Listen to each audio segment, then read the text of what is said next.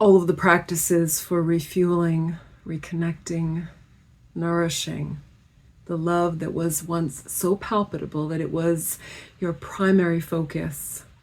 This love, in support of you, has become weighted in the more illustrious moments of the day, and yet the less talked about ways to truly achieve the rebuilding of love.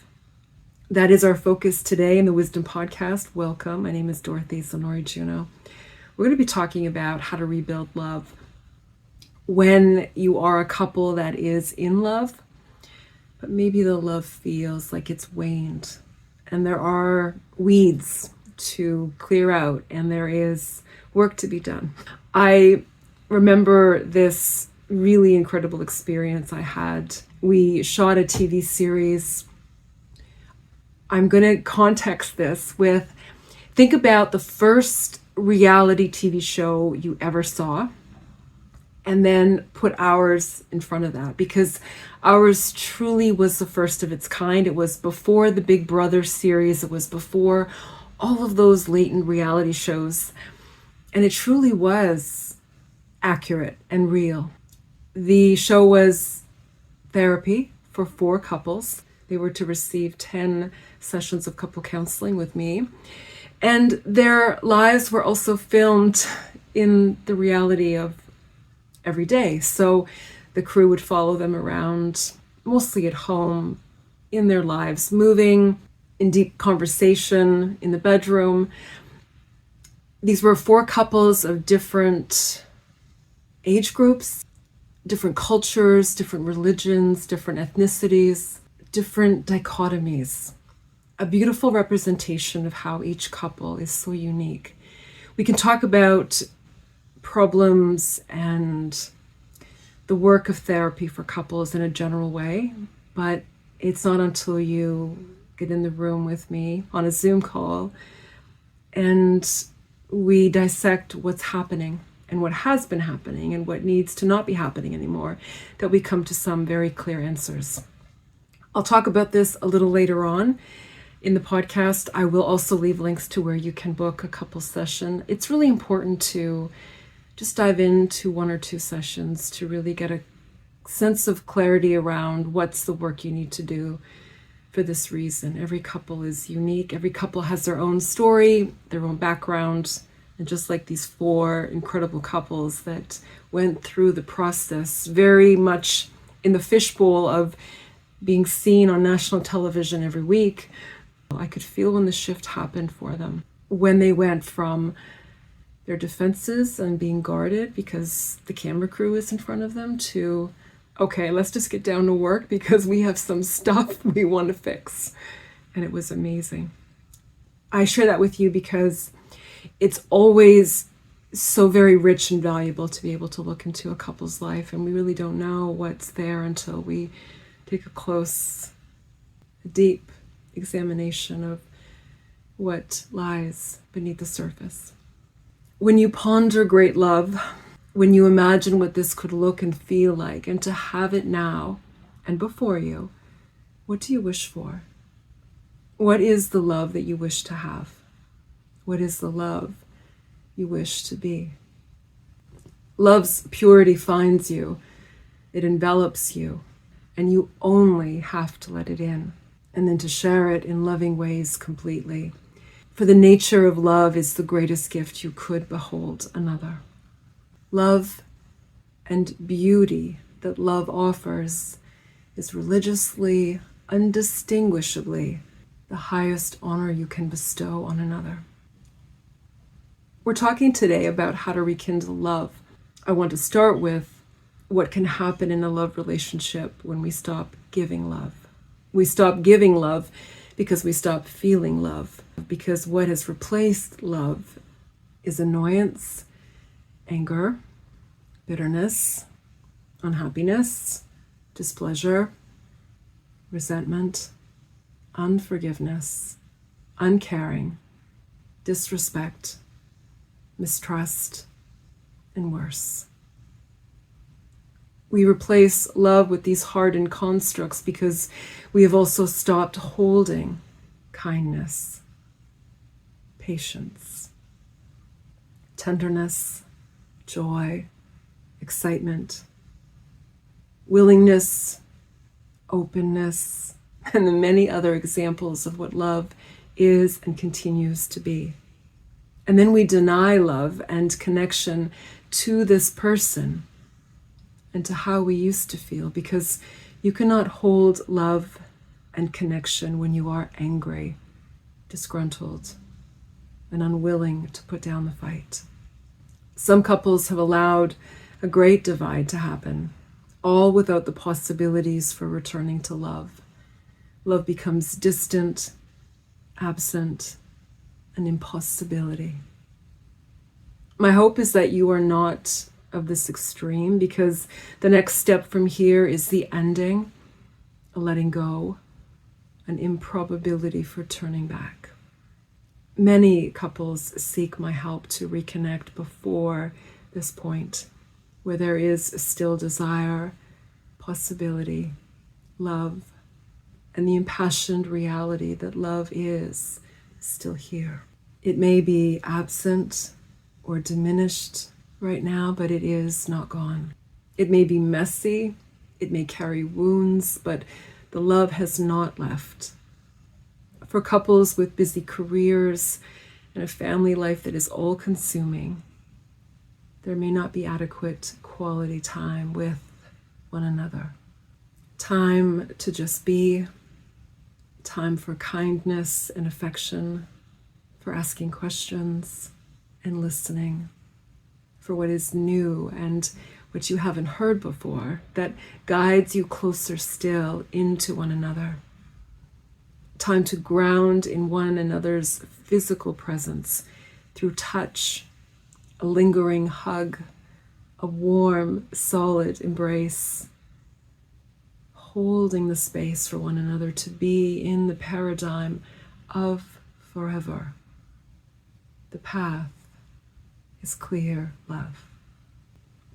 In the certainty of what is now, what is honorable, what is right, I weigh in on rekindling love, recoupling remarkably what it once felt like to be this love, to be full of love. The mark of what you find wields so much love, and that love is forever, one between two souls who found each other. It is a couple love that transcends space and time, because remember, it has to. For it to be the greatest love that you can ever have means that you have chosen this. And if you choose it, every amplitude of love, every wondrous desire, every certain existence, every blessing towards this person is your auspicious, gracious love in and of forever. Something to keep in mind. The way that you love me is in large part the way that I love and show you my love. As I'm speaking, I make the distinction that you have chosen well, that you've chosen a partner who loves you completely, and so when love falters, I want you to first look within. See what actions have been less than kind, less than loving of yourself. My couple clients, Gabe and Helene, of course their names have been changed, are in their 70s, both living a full and robust life, retired from their professional careers. They recently moved to be closer with their only son and their grandchildren. They have, in just 2 years, established several new friends in their community, and they enjoy traveling with friends and loved ones. I began speaking with Gabe first in individual therapy. Some of our work centered around his relationship with Helene, who, as Gabe described, can be very critical and condescending. We can forget that words can be swords. Just because we see no cuts does not mean that we have not hurt another. Just because we see no cuts does not mean that we have not been harmed. Petty quarrels, prolonged and habitual, have no beginning nor ending point, because when you aim to criticize someone, you will always find things to diminish them for. When the couple met with me together, Helene became overly emotional as she described her incessant need for having Gabe compliment her, pay attention to her when she was talking, to remember to do the chores that she asked of him, to spend less time on his cell phone. All of which were unspoken attempts to have him connect with her and give her love. As we broke it down, Helene realized that as she looked to Gabe for approval, and when this wasn't forthcoming, she would often feel dejected and despondent, out of a lack of self-awareness of how her words were hurtful and diminishing, and how they pushed Gabe away, emotionally and physically. The three of us then began to focus on new terms of engaging with one another. For Helene especially, it was about making the connection between her actions and the negative impact, the opposing effect, in fact, that she was looking for, and all within her grasp. Gabe was brave enough to describe to Helene how he would feel discouraged and hurt when she would call him too sensitive, and when she was quick to point out his mistakes. Their cycle was indicative of past decades of defense mechanisms, deep cuts, and self-protective measures. What cycle lives on in your love relationship? Is there an effort to connect that is thwarted, that you then feel rejected by? Do you or your partner become defensive to one another? And in doing so, close yourself to what possibilities for love to enter? As I worked with Gabe and Helene, the focus was on bringing to the surface what each one needed in order to feel loved, and to also give love unconditionally. This would include naming the moments when the other would say or do what created disharmony, what was unkind and hurtful. When we realize that rather than waiting for our partner to show us love in the ways that we need it, we could be that love, expressed openly and in the absence of fear and of needing something in return. To me, that's always a huge sign of self-assurance, self-esteem, self-confidence, when you can give love, even if you're annoyed or the other person just said or did something that was not nice. To just be love in those moments can create so much harmony and keep everything on course versus becoming angry, lashing out, creating conflict. What we're talking about is love in action, which perpetuates more love. The love between Gabe and Helene was evident. Both were happy to be part of a couple. Both were grateful to be sharing a life together. All that they needed was to remember that loving kindness is the magic pill. The dose is often and given wholeheartedly without needing anything in return. With our partners in a loving relationship, we don't need to be consumed by needing them to prove their love. They will prove their love of us in receipt of feeling our love of them. If you or your partner is constantly looking for approval and acceptance and demonstrations of love, it can also be an underlying lack of self-confidence, self-worth, self-esteem, which is something that they need to directly improve. As much as I was helping Gabe to build higher self-confidence, to not be negatively impacted if Helene is not kind nor loving, rather for Gabe to trust in himself and feel his confidence rather than feel diminished. Helene also needed to work on being more secure and confident within herself and not looking for external validity through Gabe's words and actions. In my work with another couple, newlyweds, both remarried and with children from a previous marriage, I reminded them that feeling loved is about giving and receiving. Giving needs to happen first. When both members of a couple are looking for their partner to change a behavior, or several, when one partner holds expectations that another should make the effort to change first, in place of giving them the space to be themselves, all needs come back to love. Whether we want to be heard, appreciated, validated, approved of, it all comes back to needing and wanting our person, our partner, to love us unconditionally. When we have this, we feel unstoppable. The world is our playground, and we hold an even greater belief in ourselves. If you can focus on being loving first, giving love and approval, acceptance, validation, your full attention, all of what we know we want to receive, all of what our partner also needs, then we have rewritten the narrative in our minds. I can love. I can give love first and see what love as kindness, respect, appreciation, encouragement, honesty, trust, worthiness, compassion might feel like for our partner.